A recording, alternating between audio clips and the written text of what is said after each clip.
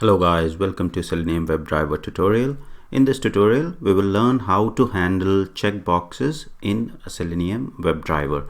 So you will find in most of the applications that you are testing that there are different types of elements on the web page, and checkbox is one of the web element that you might have to interact with, or you might have to find out how many checkboxes are available on the page and then do the testing accordingly.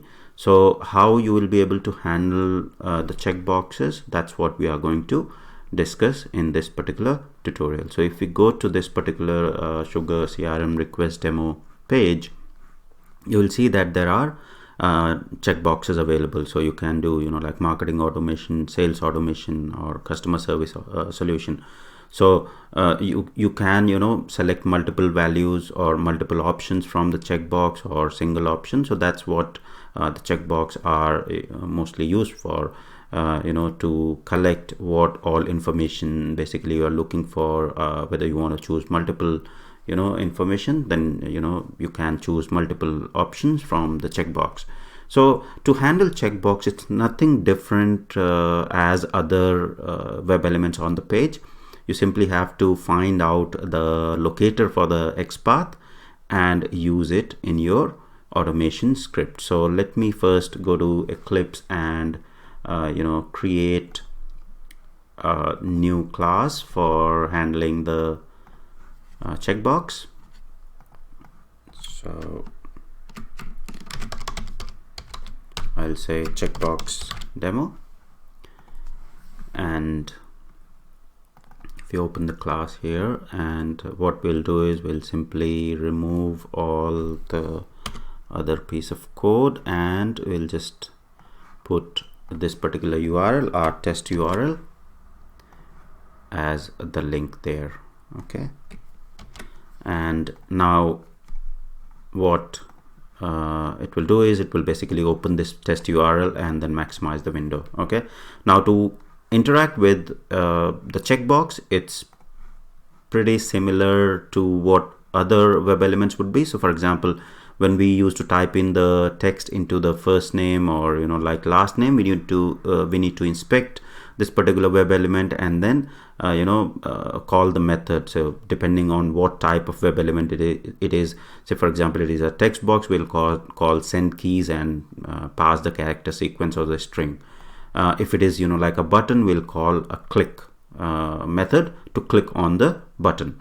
Similarly, for the checkbox, we simply have to call click method to check or uncheck this particular checkbox.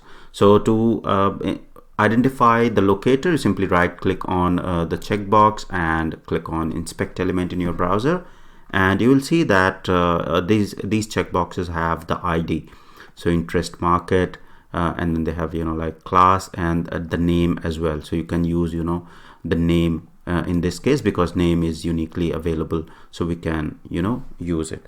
If you want to verify whether this name value is unique, simply copy that value, press Ctrl F and search in this search box, and you'll see that 1 of 1 is present. So it's just one element on this page for with this name.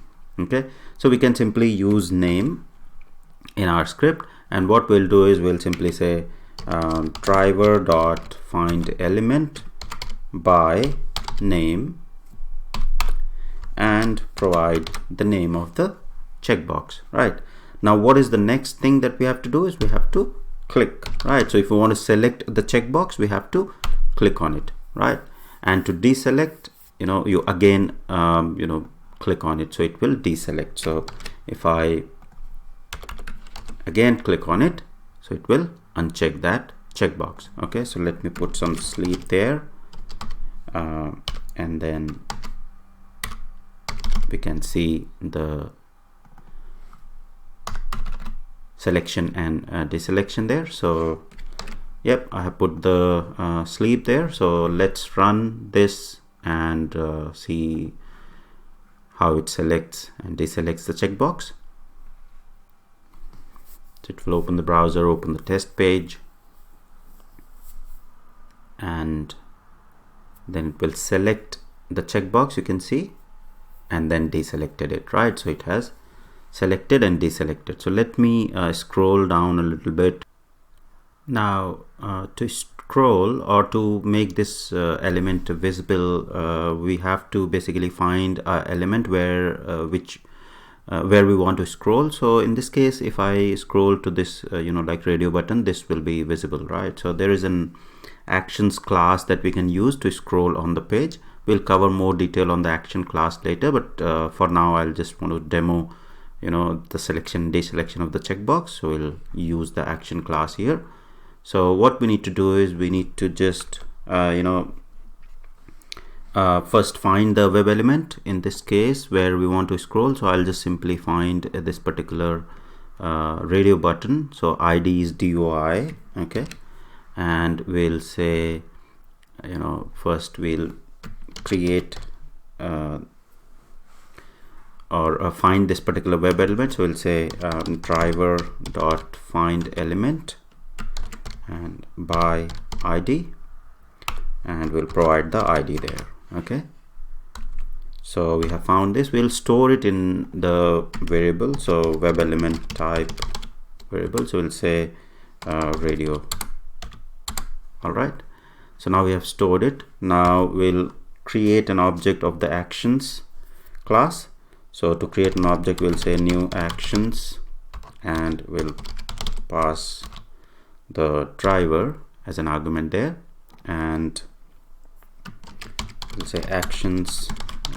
We'll create a variable actions and store that object into it, and then we'll call the method. So we'll say actions dot move to element, right? So move to element, whatever element. So we'll say radio button, and then you simply say actions dot perform. Okay, so now what these lines will do is after maximizing the window, all these 4 lines will basically scroll the page and will bring this particular radio button in the view, and then we can see that this selection and deselection is happening properly in the mid of the window.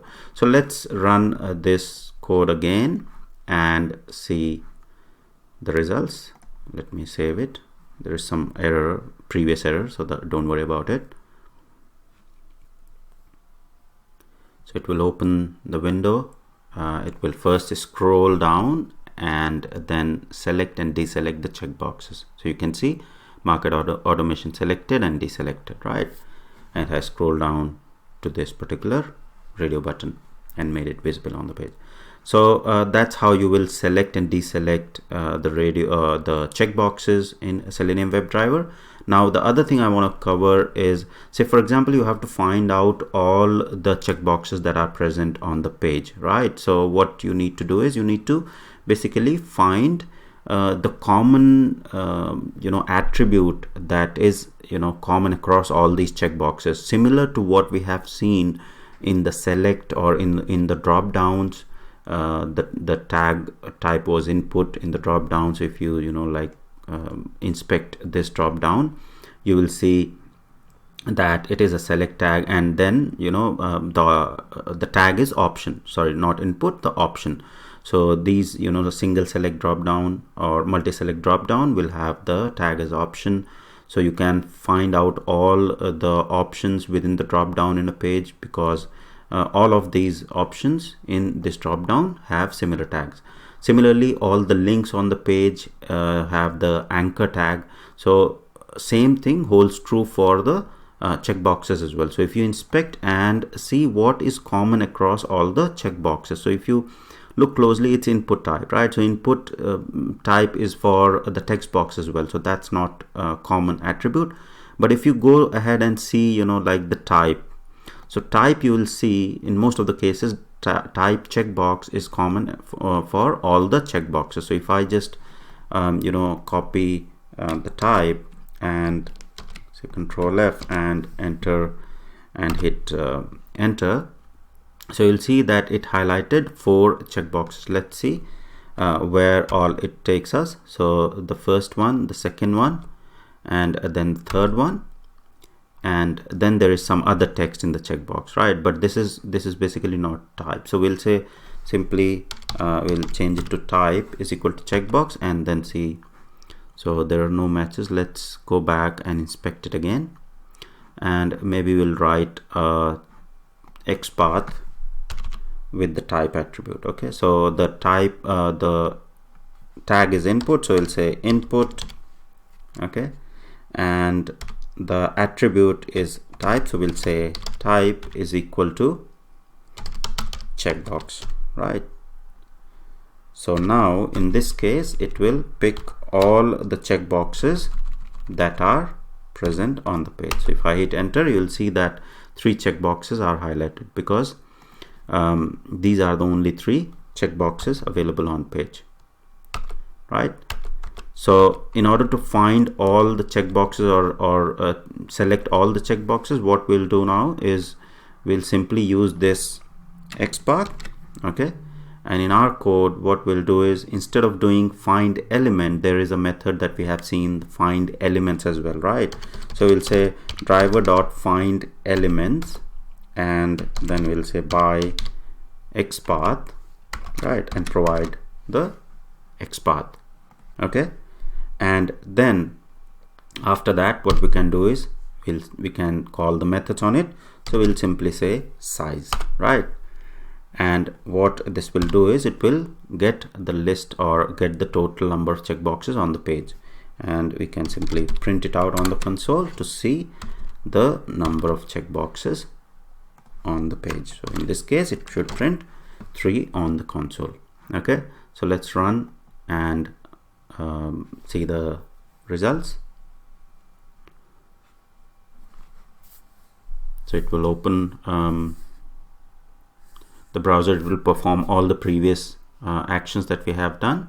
So it selected the checkbox and selected it, and then it will print the number 3, right? So there are 3 checkboxes on this particular page. So this is, sort of one simple test case that you might be required to verify on the page when you are trying to verify the number of elements on the page. Say for example, your test case or your application only has to have 4 checkboxes on a page, then you can verify with this particular technique. So that's pretty much all about how you'll handle the checkboxes in Selenium WebDriver. Hope you like the tutorial. Thank you very much for watching.